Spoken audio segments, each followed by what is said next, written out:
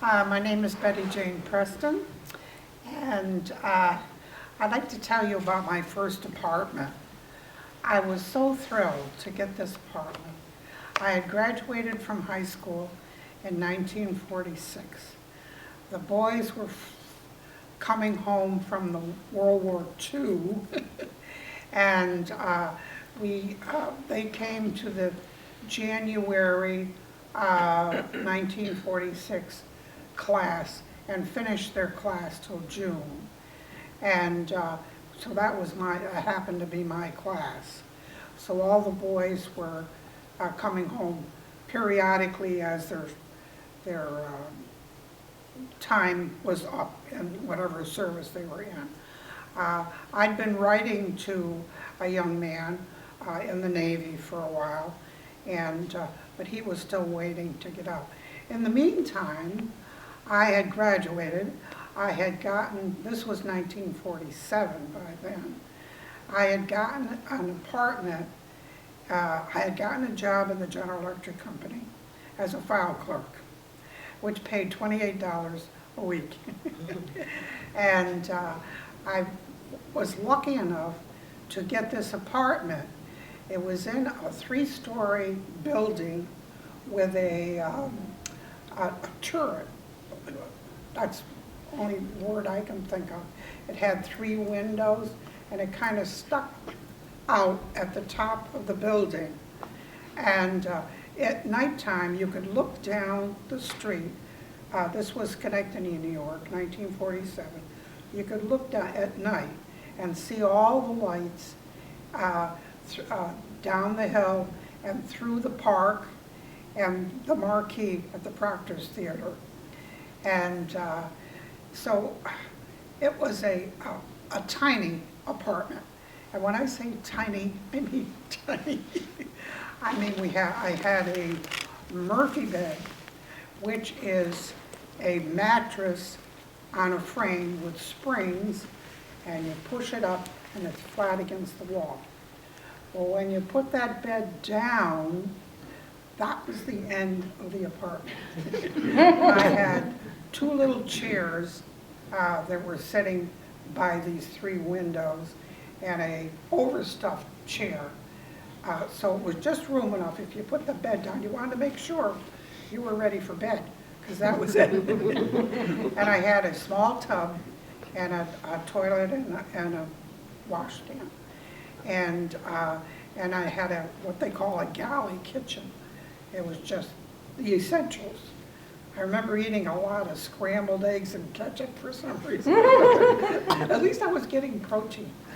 Well, anyway, I was in the GE, and I met all these young ladies, and they were so interesting. And they were still home with their mothers, most of them. I mean, I was the only one that had flown the coop. I had left the nest. Okay. And I really felt like a big shot in that apartment, I'll tell you. And of course, I didn't get too much company because there was no place for them to sit. If they come, they had to sit on the floor or in those 3 little chairs. So we met in their homes, because as they say, most of them were still at home. And so I got to meet their families, and it was really enjoyable. One of the girls had a car, so we were able to go to the roller skating rink and different places, and we were really having a good time. And all of a sudden, one evening, there was a knock on my door. I mean, I was having such a good time. Anyway, there was a knock on my door, and I opened the door. Here stood my mother with 2 suitcases. And she said, "I've come to live with you." I thought, I escaped the nest, now the nest has come to me. Anyway, so that kind of crimped my style, because I'd been free to do what I wanted to do. And that's why I left home. I wanted to be free. I was working and everything. So anyway, it got kind of sticky, because then I didn't feel free to do what I wanted to do. So it just, my boyfriend was in the service. I'd been writing to him, and he finally got discharged in '47. So he came home. His parents really didn't want him back home. And I had my situation with Mama. So, but I couldn't be, I mean, what could I say to her? You can't move in, huh?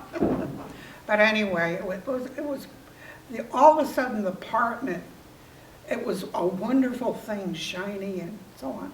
And all of a sudden the apartment shrunk, you know, because God bless my mother. She had taken care of me for 18, 19 years. But still, I was selfish. Well, anyway. So, guess what? My boyfriend got out of the Navy, and we decided, his parents didn't want him, and I was tending to my nest again. So we decided to get married. Now, what happened to my mother to this day, I don't know. I was the baby of 8, and I had an older sister, and must be my sister took care of the situation, because I have no idea where my poor mother, and I've still got a kind of a guilty conscience. She's gone now, God bless her, but I still have a guilty conscience of eliminating my mother. But I had a wonderful time being married and having a good time. We rented a Boy Scout tent, and that was our honeymoon. We went tenting on our honeymoon. Thank you.